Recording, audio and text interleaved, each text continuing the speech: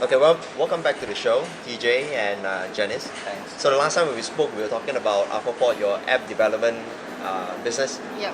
with Clayton. Yep. So today we'll be talking about Ninja Joe, your food development business. And but we're not going to talk about the backstory of the both of you because I think we pretty much covered that during the last show. Okay. And not to bore everyone again going through the whole thing, watching you guys the second time. Those who want to watch that show, they can always go back to Alpha Pod. Yeah. That was like 3 episodes back or something like that. Yeah. Okay. So, so how do you? Let's talk about Ninja Joe. How do you come up with the idea? And Okay. considering the fact that you guys are all not in the F&B sector or experienced in F&B sector. And the only experience we have is eating. So do we all. Yeah. So basically, how we got this idea was when we were in a trip, during a trip in Chiang Mai. That was when the idea came about, where we were like nicely chomping down 7-Eleven pork burgers. Right. And in Chiang Mai, you can just throw it in the microwave and then ting, and then you have pork burgers. That's the thing about Thailand Yeah. 7-Eleven. Yeah. I hear they sell a whole slew of Yes. It's amazing. You can food, have your breakfast, your fast lunch, food, your dinner. quick food. Yes. Yeah. So I mean, for me, my habit was that every time I go Thailand, right, I will always look for pork burgers, or anywhere outside the country, or like, oh, burger babi. So that's how it started lah. So when we were in 7-Eleven, I mean, trying to grab something before my bungee jump. Right. So and Chiang Mai is quite quiet in the morning, so we went to 7-Eleven to grab like cakes or whatever. Then we saw pork burgers, so we of course went to our other pork burgers lah. So after we got it, then we were in the bus on the way to the bungee jump site. We were chomping down the burgers, and then we were like saying, "Oh man, this is good. Why we also kesian? I have to fly out the country, then only Thailand, can yeah. have pork burgers." So I turned to him and then I said, "Hey, got idea, got concept." Then he said, "God." Then he turned to me and he said, "Can cook burger?" Then I said, "Can." So that's how Ninja Joe was born. That was very quick. Yes, that's the story. And you didn't have to fall off the toilet again. Or think about it, during the shower. Yeah. So it's a different setting, but it's amazing how things can just happen like that, and I think we work very well together. Right. That's part of the secret of our success so far. And Ninja Joe is very much still a family-run business. Yeah. Right. We want to keep it that way. And it's very personal to us. We're very hands-on in terms of the direction of the brand and the R&D of the food. Yeah. But I guess we'll talk more next year. Yeah. Next That's few where minutes. we're going right now. Yeah. So now you have the idea of running a pork burger business. Yeah. Right. Now, where do you go after that? Again, consider the fact that I think this is the first time you're engaging into an F&B sector. Yeah. Yes. The thought must be daunting. Apart from the fact that can cook burger or not, everyone also can cook burger, but running a chain or running a store, that's something else. I think when the idea started, it wasn't that. I think it wasn't that. The dream wasn't that big lah. Right. We had just very simple idea of making burgers accessible to everyone. Right. Those days, I think 4 years back, you can only find pork burgers in steakhouses. So now, so we were thinking, what, 20-30 bucks for a pork burger? I mean, then we could find pork burgers, but why do we, like, when we go overseas, then we like McDonald's, okay, then Right. we go and eat pork burgers, that kind of Uh-huh. thing. So what happened is we thought that it would be a great idea if we could bring pork burgers to the mass market and make it accessible to everyone. So therefore, our prices are not sky high kind of thing. Yeah. So it's affordable lah. So that was how we actually, in fact, came up with the name. Because Joe, average Joe, so we wanted to make pork burger accessible to every average Joe. Right. Yeah. The average Joe. Yeah. And why Ninja? Ninja, because I think Japanese are famous for being trendsetters, for being bold and quirky and stuff. So we wanted the brand to be like that. Especially pork burgers wasn't something that is very common in Malaysia. Yeah.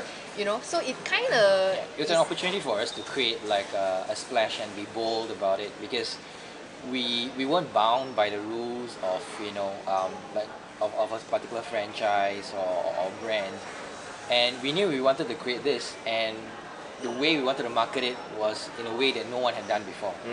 So really approach it in a way that, wow, what's Ninja Joe? And it made people want to find out more. So what were the earlier stories of Ninja Joe when you were concepting the idea of Ninja Joe? The earliest stories is Yeah. in What were the first few ideas that came in your mind? It's like, to arrive at that name. right. So we came up with a few names that were quite similar. We wanted to have like I guess something that wasn't too generic. It's something that wanted to reflect, I think, our personality, and I think that the Japanese influence was quite important to us, Right. because we wanted to use that, that a certain angle and appeal to a certain kind of taste. And yeah, ninjas is like, everyone loves ninjas. Oh yeah. And ninjas are cool, right? And ninjas can do basically anything. And so yeah, we had to have the name Ninja in the Right. brand. And Joe was just a also natural because choice. all the recipes in Ninja Joe is actually from my mom's kitchen, originated from my mom's kitchen. So me and my mom will be like cooking Storm, and we'll be eating burgers every week. So that was the Yeah. product development stage. Yeah, lah. exactly. So so being a home recipe, you it's very hard for you to like add in like MSGs and preservatives and stuff like that. So we wanted to keep that pure. So I wanted to serve like high quality pork burgers, like no fillers, no spare parts, no nothing. It's like pure meat. So how did you come up with that? Because right now, what we have in the open market or off-the-shelf market for burgers will be beef and chicken. Yeah. So you will have to come out with the whole ingredient or Yes, the whole yes, from scratch. recipe of the patty. Yes, correct, from scratch. Where do you learn how to do that? Or mom already know how to Mom, do that? yeah. So I think my mom is a fantastic cook. I mean, yeah, her friends can testify to that. But yeah, like burgers are to her lah. Right, okay. Small issue lah. So she's a great cook lah. So we last time, so how we actually the base of it was that how we did like sweet sour pork Yeah. cutlets with rice. Uh-huh. It's a very common Chinese dish. Yeah. Koloyok kind of feel, Yeah, right? yeah. So basically the base is almost like that. So that's why when we first started, a lot of people commented that It eating feels our like burgers. koloyok. No, it gives you the home cooked feel. It's essentially what your mom would cook for you. If your mom were to cook, like make a burger for you, it tastes very similar to Ninja Joe. Yeah. Right. That kind of thing. So, I think that's what yeah. separates us from like the other fast food outlets and Yeah. whatnot. So if you see our burgers, I think you can say that it's imperfect, but the taste is perfect. Definitely, it looks a bit, not like professional or like, It doesn't look pretty, yeah, but it tastes really good. yeah, Yeah, that kind of thing. yeah. Okay. So now that you have the product, and I'm sure you invited a lot of friends over to test the burgers Yeah, before you initially, go out. yeah. We did, but not like a lot. Uh-huh. We had church members coming over, and I mean, in fact, our first photo shoot was taken with an iPhone. Right. Okay. Yes. So it's like really DIY to the max. Everything, how we put the burgers and the stuff is all actually DIY. So back that time, this was like what 2009, 2009, right? 4 years ago. 4 years ago. Yeah. So what was the market like for burger industry? I mean, we all know at that time, roughly in my mind is Ramly burger stalls that pretty much Yeah. dominates Yes. the streets. Yeah, Yes. yeah. Yes. And McDonald's and all that. What was the market like at that time? I think people knew what burgers were, and at the time pork burgers, like really easily accessible, available in malls, kind of thing, was something really new in the market. I think the market took it very well. We had like long queues Yeah. lining up for our food. People would like take away like 6 burgers in one order. And This was at sometimes- your first store, yeah, Yeah, in in Tropicana. which is Tropicana. Tropicana City. Yeah, and sometimes sneak into the cinema.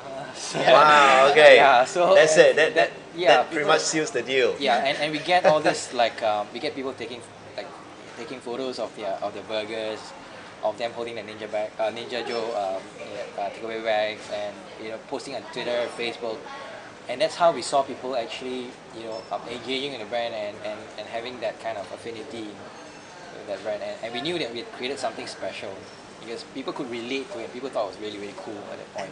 I would believe at that time there was hardly any burger outlet competition. Yeah, like you mentioned. The up against, right? So yeah, the major fast food Except the chains. fast food, correct? And no one's gonna take pictures of McDonald's Yeah, burgers exactly. because they grew up with it, Yeah, so everyone expected it already. yeah, and the Ramly burgers. So we catered to an audience that was like mall goers or even people who they're definitely into non-halal Yeah. food, and it was great lah. Yeah. I don't know whether we go as far as to say that we started the indie burger trend. Right? We were definitely one of the earliest, and yeah, we did really really well. And then in the last year or so, I think we started seeing all this indie burger, Yeah. slightly more premium burger joints popping up, mushrooming in PJ especially. Yeah. Yes. Yeah. So I'm not sure we can directly attribute to us, but we didn't. I'm sure there's got to be some level of influence. Yeah. Well, it's nice to know that we started You've something. inspired something. Yeah. Yeah. But I think we'll always be true to our roots. Along the way we adjust our costs based on what the market wants. And yeah, we recently launched this is Ninja Joe 2.0. This is our new approach, our new concept for our retail operations moving forward. We're catering to a very specific segment of the market this time around, and yeah, we've got big plans for the brand. Okay, let's go back to the very first store. Now you have a product. Then what was the first thing that you needed to get done? Was it? I'm Secure sure. locations. Yeah, I'm sure Yeah. you didn't think about opening up a Ninja Joe stall in a street corner or something like that, right? Well, we knew we wanted to be. We knew that to have any form of immediate impact was to have to be able to be accessible to as many people as possible. Right. And malls were definitely a natural choice. Yeah. We did look at other options. Yeah. Was it difficult to engage with the mall and say that we're coming up with this? Who are you guys? No Okay. no what do you track call this? record. Yeah, No no track no record, no record. track record Yeah. whatsoever So- in the mall scene. So I think we went through the same standard application process where you have to come up with a concept store and stuff like that, 3D drawings and stuff like that, and the menu, and obviously it's pot burgers we're talking about. So everybody's like, and thankfully Taboo. we deal with the Chinese, maybe a Chinese account manager, Right. and she's like, pot burgers. Then that caught her eye, and yeah, the rest is history. But yeah, of course we didn't go to the major malls. Right. So we started off with Tropicana City, and during that time it was still pretty quiet that Yeah. time. So I think it was relatively easy to get in. Because Tropicana Mall, when they started off, they had a very very tough time bringing Yes. the mall up. Yes. Consider the fact that the mall there's been talk about that mall for like 20 over years because I stay just right behind it. Right. Okay. And I think that was an opportunity for us actually. In hindsight, because the mall was relatively quiet, we could enter quite easily, Right. relatively easily, and they needed a brand that would draw in the crowds, and I think we Yeah. helped them do that Yeah. in the first few years. A lot of our neighbors actually came to us and like literally thanked us for bringing people to the Yeah, crowd. Because you yeah. can see, if you during that time we actually sat at our shops, and you could see people from the car park walking to the shop after lunch, walking out. wow, So it's okay. like literally They're coming just for there the for you. lunch. Yeah.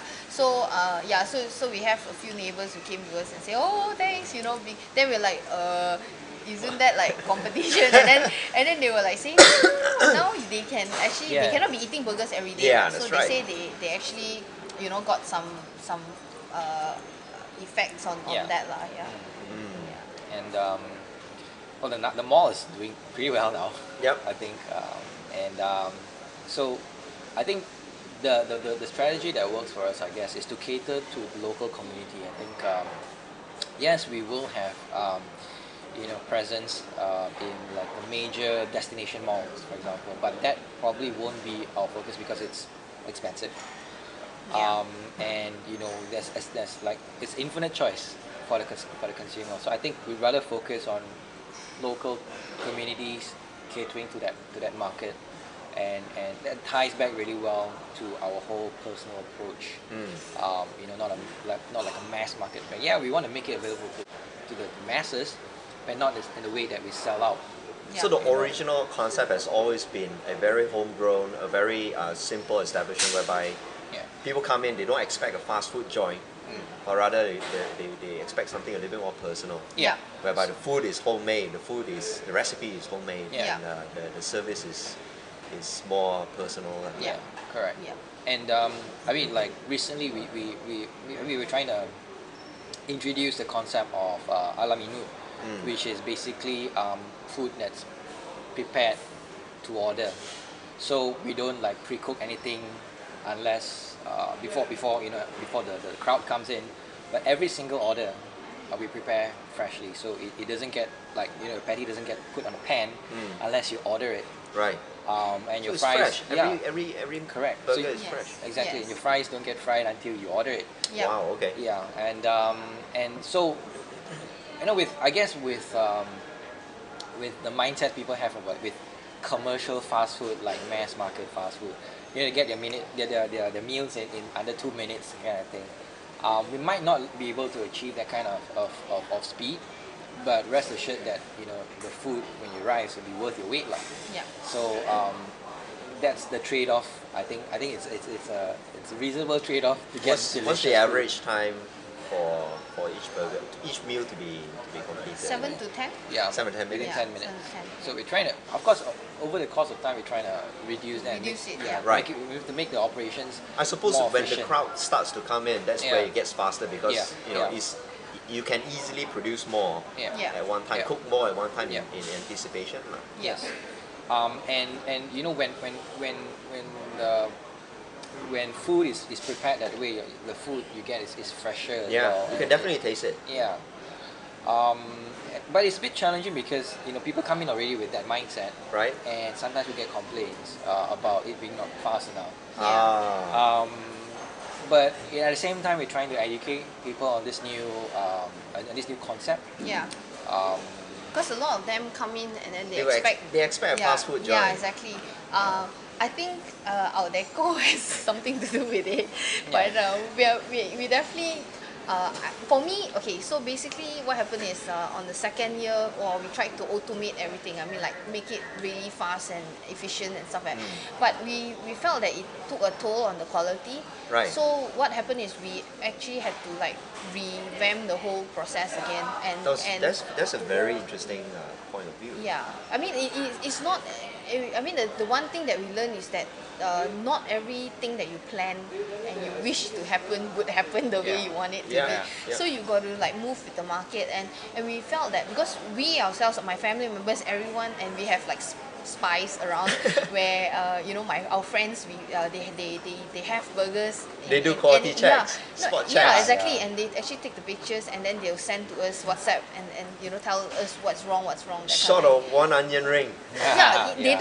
do, yeah. So it's really I mean, so for us quality is important. Yes. And that's how we actually it was a big step for us because like you say, people come in, they see, they think it's fast food, Correct. and they expect, and and they get quite agitated lah, but the thing is, for me, we had to make a stand, and we said that good food first. Yeah. So that's how we actually change our processes. We have to revamp our whole process, change equipments and stuff to cater for this. And now we are set on serving good burgers, and that's why we changed to made to order. Yeah, especially yeah. if you don't have any legacy to work against with, you know, you are able to just say, okay, we want our vision is to set towards this goal, which Yeah. is to have quality burgers, Yeah. and all your processes will just follow through Yeah. towards that goal. Yeah. Versus if you already have, like say for example, if you are a well-established burger joint, Yeah. you know, fast food joint, you will not be able to create that process Yeah. Yeah. because your idea is speed, speed, speed, speed, speed. True, and I mean, in a way, it's true, but it's also not that simple for us. Yeah, people always have the perception that, oh, you know, because we are not like some big established, we can just change fast, but we are managing like 20 over almost 30 staff, Yeah. and that the whole process of training and retraining everybody, Yeah. and not only retrain, you got to enforce. That takes a lot of effort. Yeah, a lot. that takes a lot of time. Decisions made on the top level fast. Serve good burgers. Come, let's change everything. So we do change, but the implementation is the difficult part. Where people management is, I think, a universal Yeah. And challenge. the last we spoke, I recall you mentioned that you have only a very small team managing the entire chain. When I say 30, meaning That's including the correct. the Oh, floor, operational staff. Yeah, operational staff is about 30. 20 over. 20 over. Yeah, and the management team is just probably 5. Yeah, exactly. You know. Yes. Yeah. So we are a startup. Yeah, we're a startup. Hi, I'm Patrick, and thanks for watching Concrete Jungle. If this is the first time you're watching the show, welcome. Concrete Jungle is a podcast about entrepreneurial spirit. We met up with a lot of very interesting individuals to talk about their business or to talk about their thought-provoking project, how they brought that vision from zero to hero. Concrete Jungle is a passion project that is supported by Green Room 136. At Green Room 136, we design and handmade some really crazy, wicked urban bags. These are all made in Malaysia, and if you like bags, go on to greenroom136.com and really check it out. Now, if you like Concrete Jungle and you feel that the show brings you benefit, here are a few things that you can do to support us and help us to grow. First thing you can do is like us on facebook.com/ConcreteJungleShow and leave us a comment. Let us know whether you like the show, or if you feel that some shows are beneficial, share that with the rest of the Facebook fans. Then subscribe to us on youtube.com/ConcreteJungleShow. Leave us a comment, give us a review, or just say hi. The other thing you can do is go to greenroom136.com and check out our life's work. Who knows, you might see something that you like. And if you do decide to buy something for yourself, feel free to use the coupon code ConcreteJungleShow. For Concrete Jungle fans, you get 10% off your purchase. How cool is that? If you want to listen to the audio version of the show, subscribe to us on iTunes. Go to bit.ly/ConcreteJungleShow. Now, once you're there, send us a review, write us a review, subscribe to the show, give us a rating. Now, iTunes works in a specific way. If you give us a good rating, if you give us a good review, it will bump the entire show up the charts. So who knows? We could be top 3 best podcasts in the whole of Malaysia. Fingers crossed. Now, so final. Share it with all your friends. And if you feel that, if you come across a friend, and this is what I come across most of the time, and this is one of the reasons why I continue to do this show. If you come across a friend who wants to start up a business or start up a project, but they didn't know where to start, they didn't know how to begin. So when I point them to a specific show that is relevant to them, they will thrill, and they get even more inspired. And we do get some people who ended up starting a project. So yeah, share it with as many people as you can. Right? So thank you very much for listening to me babble. And here's to more babbling. Let's continue with the show. Yeah, we're a startup. Because I used to be with a company that talks about building up many outlets, a chain store of outlets, and we have come to a point whereby we realize that if there is no standard operating procedures in place, there are no processes in place, and then there are no people to enforce all these processes. Yeah. is you Chaos. just collapse on Yeah. on the third store. Yes, correct. First store, no problem, mom and pop Yes. style. Yes. Second store, mom and pop style plus. You Yes. know, so you get a few more people Yes. involved, and you know if it's literally mom and pop, the mom take care of one store and pop take care of the other. Yeah. But the moment third, right, there is no mom, pop and pop or no. You know what I mean? Exactly. Yes. So there has to be some processes in place to Yes. to train or clone mom and pop to run the third store Yes. and so on and so forth. Yeah, So the yeah. processes has to be trained and enforced Yeah. and controlled. Correct. That's the hard part. Yes. To have that in five person Yes. over technically 4 stores right now, that is quite a feat. So you see that so we have a manual, we have a SOP for I mean whatever that we do, we have a SOP. So now since the new menu launch, we had to revamp the SOP Right. with all the new stuff. Yeah. And so we do have a SOP for every store, but as for enforcement, we do have like so-called a middle management, which is like probably like retail manager Right? and a business support. And then the others is all family members. So what we do is it's more of because there is SOPs already. Yeah. So we just need to enforce the SOP. So what we do is like I said, I always tell people, if suddenly you have an auntie coming to you and asking you how your burgers are, it's okay. It's my mom. So yeah, she does that because we are very concerned with, because you see it's very subjective, taste is very subjective. Yes. So what we need to do is actually go there and really go to the field and really get feedback, and that's what usually my mom does, I do. That's why doing meetings in the outlets are a big no for me, because I get very distracted.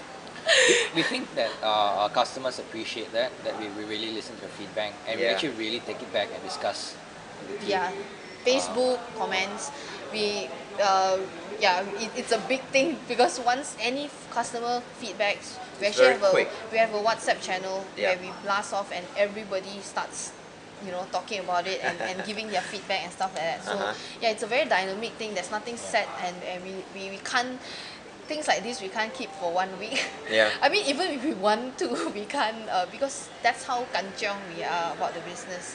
So yeah, so it's difficult, but we're trying our best. Yeah. It's a bit like the lean startup lah. So we're constantly, improvising, agile in the sense that we adjust to constantly looking for that winning formula. Right. Yeah. Yeah. So, Okay, let's bring back a little bit to the day when you first started.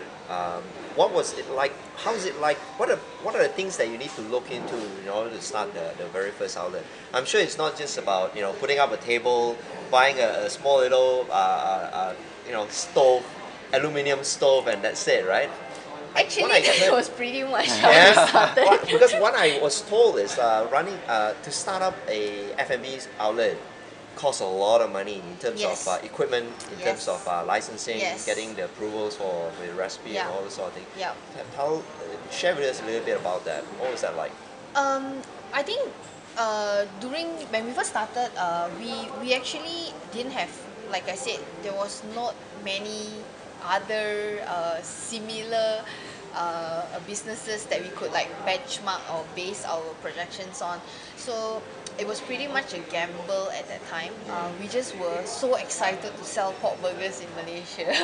And what happened is we did our calculations Right. on the projections and stuff like that. And my projections wasn't even like sales projections. Mine was like break-even so projections. projections to how many burgers we need to sell on average Yeah. to break even. Right. Yeah. So it's like if we don't even make like 1 cent, At least we we break survive, even. and then we have like shop. Yeah, exactly. And we looked at the numbers, it's like can do it. It's like reasonable. It's like, okay lah. Can you do share lah. that number? What was it like? How many burgers do you need to sell in It's a day? like 120 a day. 120 burgers a Yeah, day? yeah. Yeah. But again, that was on the on the 4 years cost. Right? 4 years ago cost. Yeah. Okay, sheet okay, lah, okay, yeah. And of course, an Yeah. operation at that scale lah. And in Tropicana City Mall. Yeah. So yeah, so Obviously, the number doesn't Yeah. hold true anymore. Yeah, but 140, how long did it take for you to, 120. in order to, 120, Yeah. how long did it take before you could actually see that 120 a day? Actually, only Immediately, 3 months. Within we broke the first month, first and second month. Of course, we didn't do that. I mean, as in we didn't break even, lost a bit. Yeah. Yeah. By the third month, we were breaking even, and then it was all the way up. And this was pure. There was no advertising whatsoever. This was No. purely Social media. Social Social media. media. But I then bet also, Wood Food has something to do with it. No. Not yet. No, Alright. that's the thing. But wood food, we wanted it to be like really, true lah, honest, so we didn't add it. But yeah, social media, we didn't spend even $1 on So marketing. it's all word of mouth, all word people of mouth. sneezing Blog- here and there about blogs, this we were- pork burger thing and Within 1 year, we were on like 130 blogs. Right. 1 year, yeah, 130 And blogs. we didn't pay this bloggers. Yeah, didn't pay a cent, or we didn't, no influence. So we started up a Facebook page, and Mostly that's positive, yeah, yeah. and that's it lah. A Twitter, yeah. So that's it. So you were saying that the big step was very scary actually, because we actually mortgaged our house wow, okay. to start this business. We both don't come from wealthy families, so we kind of like, okay lah, dig all our savings and say, if not now, when? So then it was just both of us, and we were just newly married couple, so we didn't have like Yeah. much commitments like kids or what. Right. So At that time. yeah, so we said, let's just try and do this and see where So it it's goes. just based on the notion of let's try it that you mortgage your house.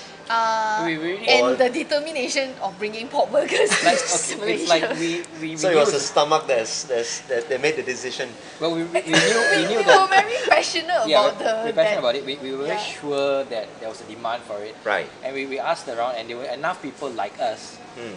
right, around. So it's like, okay, if we can attract 500, 1,000 people like ourselves, it's a good starting point for the business. And then people, like you said, would sneeze and tell their friends and that kind of stuff. At least give it a try. So that was Calculated risk lah. Yeah, calculated risk lah. So I mean that's the non-spiritual part, and the spiritual part will be we prayed a lot about it, a lot, and God works in amazing ways lah. So believe it or not, we had word, like it was very clear to us lah. So we always believe that you have the peace, and after you somehow there's- commit, you have that peace. There is always Yeah. this Yeah. Yeah, that thing. That thing. Yeah. So we actually got through. I mean, we had a very strong word lah. So we knew that this is it lah. So it was like decision making time was like me and TJ was on the bed, and we were like holding hands, and we said, And it was just like, so we were like, you so shall bring pork burger. so we were like, so this is it. Because tomorrow the next day we had to sign the tenancy and then pay the money and stuff. So we were like, so this is it.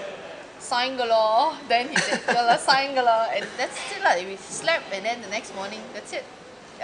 We signed the tenancy, and then we I started think building. for every business, there's always that point where it's an intersection between or you've done all your calculations and projections, Yeah. Yeah. but you need that Leap leap of of faith. Yeah. It's always the leap of faith that holds people back from pursuing a business or whatnot. Yeah. Getting that leap of faith is probably like the largest hurdle, the initial Yeah. hurdle that people can fail to make. Of Yeah. course, there are lots of challenges after that, but Yeah. I suppose real entrepreneurs, all real entrepreneurs go through that process. Yeah. And of course, you got to do your calculations. And for us, Yeah. what made us make that leap of faith was our commitment to God lah. I suppose Yeah, we yeah. committed the whole thing to. Yeah, and we And still prayed about were it. like so confident about it. So let's do it lah. So that's how we started. Yeah. Okay. Yeah. So and since Tropicana City, how many outlets do you have right now already? We actually have okay. So we expanded to 5, and then now we are actually after 4 years of operation now, we're actually cutting back. In a way, it's like we consolidating. Right.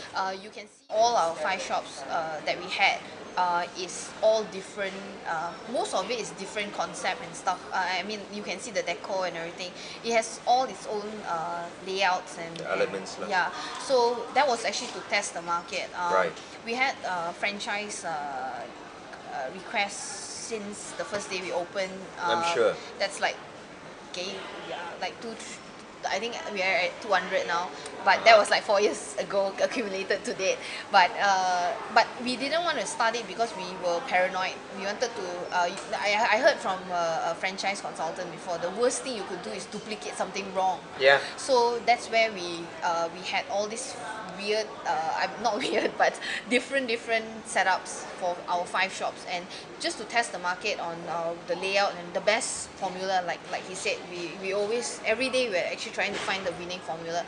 And at the moment, this is our the latest refurbished outlet, and this is actually one the most It's we're very pretty close. set, yeah. It's very close to our ideal setup lah, Yeah. for this size. Yeah.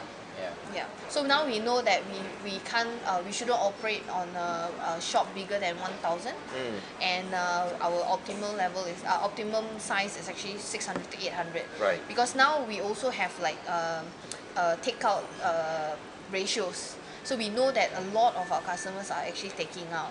Yeah. So they take away, and that's why sometimes the seats are not filled. Yeah. And it's because there's a lot of takeaways. So Correct. we do not need such a big. And it also doesn't look good, to have a big Correct. store Correct. empty, but not Correct. because there is no business, but people are just Correct. taking out. Correct. Yeah, So yeah. there's so I mean all these mistakes that we do, we have to do. It's just a process of. I mean, it's for us. It's a learning process, and I think it's very important for us to make all the mistakes before we actually franchise it out. So at this point of time, we actually started our talks to franchise. Probably not franchise because franchise is you have to be registered and Yeah, everything. you have to Probably be it's like a registered. license model first, and we're pretty sure of what we need to do, and like for the new menu and everything, it's all a whole package towards duplicating a winning formula. Yeah. Okay. Yeah. So, say for example, if a friend come up to you and say, "Hey, you know what? I'm so inspired by Ninja Joe and what you guys have done. What would be the top 3 things will you tell this person, who says he wants to do similar thing, he wants to open up a restaurant?" Ever since we opened, we had a lot of people coming to us asking for that. Not even, a lot. And in fact, there are a few that actually started up. Unfortunately, the good news is that you have. It's good if to do your own business, especially when you're young. You should actually try, because you got nothing to lose. Even if you lose, you got a whole life ahead of you to make it back. But trying, taking the leap is good, but with a lot of extra superpowers behind, which is things like determination, things like passion. It's a lot of determination.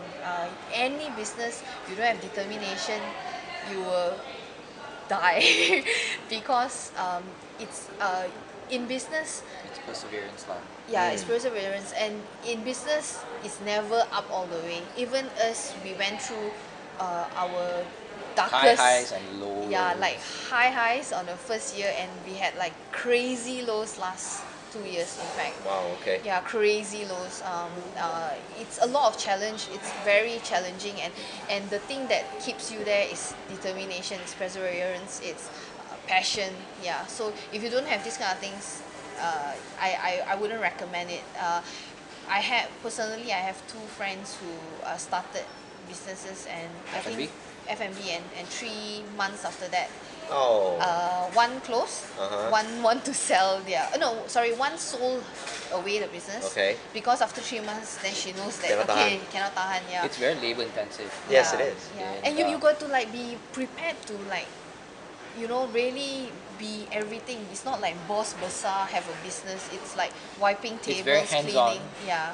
If you want like if you want to maintain control over the quality and service, there's no choice. There's no option other than to be hands-on the business. We've learned that ourselves. Yeah, you learn. It's very difficult to automate a lot of this stuff. Ultimately, F&B is a service. It's a service industry. Yeah. And how well you prepare food, how well you deal with complaints, it determines the success of a business. I'd say, in response to your question, specifically with our F&B, it's very, very competitive. So I guess, and F&B is a lot to do with trends as well. So maybe when one moment, say bubble tea might be really, really hot. Yeah. But then Yeah, next you could year just it's just fade away. like, yeah, exactly. And it'll come back again the next following year. Yeah. It's seasonal. So I guess it depends on the person. If that person is out there to capitalize on the wave, I guess you need to have a certain strategy and approach to it. But if you're looking at it like a long-term business, then you probably it's best to consider that the more staple food, like if you're catering for the Malaysian market, then you should definitely think about your rice and your noodles and your porridge and stuff like that. You won't go too wrong. But then what you can do is to inject your own personality and flavor into the brand, and differentiate in a way that that's different from other people. Yeah. So do you feel that the fact that the product belongs to you were the people that discovered the ingredients, the recipe to the product, did that serve as some sort of additional strength to how you react to the business? Definitely. When we get Did it help to to give the business a good foundation versus someone who just hire a cook and So an this is example, what I want, and the cook does it. an example, a simple example was like like I said, the last 2 years was our so-called darkest moment. Is Right. because I went to give birth Okay. to my daughter-in-law duties, and during my pregnancy, because it was my first pregnancy and everything, so I took a big step back because I was really it was quite bad for me, the whole experience, and we actually got a operation partner. In fact, Right. we actually got a partner, and he was very well versed in operations and stuff. So we actually partner him, bring him on board so that I could like step back, Yeah. and so that he could run it while I take my maternity leave, right? So what happened is even a partner, the business when haywire, we had the worst 2 years of our whole Ninja Joe life. So that is the result of handing over and outsourcing, or even this guy, even he was a partner, he was even outsourced or employee, and Right. that could happen. That could happen to the business. Is there a So- conflict of vision, or No, it's how he ran the business. it's just a style? Yeah, and also not to say conflict. Of course, everybody has their own style, and Right. and because of that, unfortunately the partnership didn't go very well, and guess what suffered? The business suffered. Yeah. So last year actually we actually bought back everything, and we rebuilt from scratch, in fact. And unfortunately during that time, not unfortunately, fortunately, the burger joints and all these little burger stalls were mushrooming, and we took a very big hit for it. And this is what I'm talking about, perseverance. If anyone I shared this story with, everyone just give up. Yeah. My friends all said, if I will probably jump off already. And it was a very challenging time, but we just took back everything, and we actually moved on lah. And now this year we are back with a bang lah, and that's why we have new menu, we have newly refurbished outlets, we have customer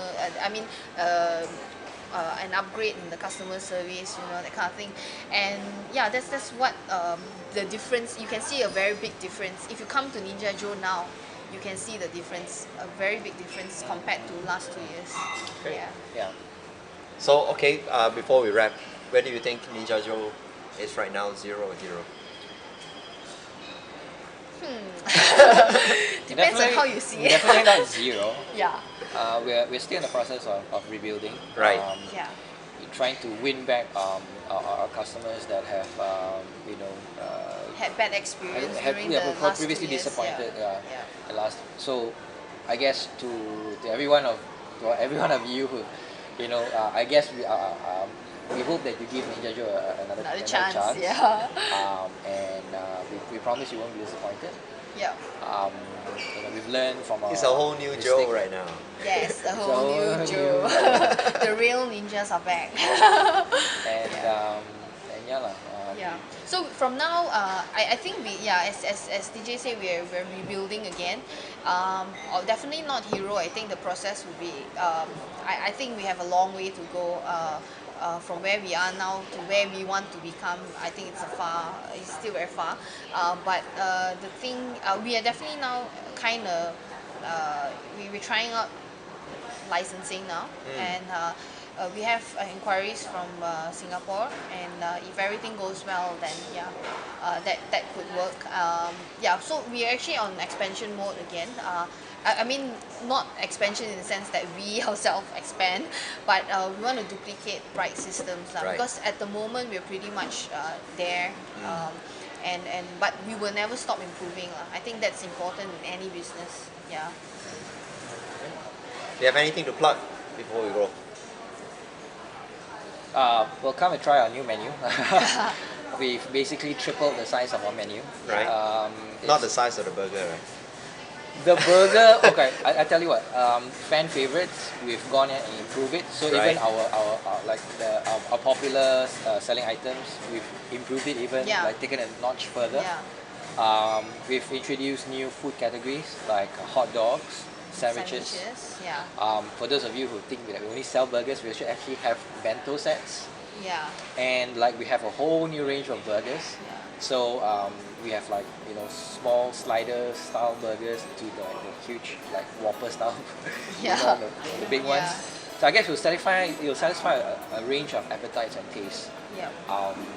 Again, Yeah, we have a give us another chance lah. sub 10 menu. Yeah. Yeah, it's not. Yeah, so we have like a menu that's catered for say the working crowd during weekdays.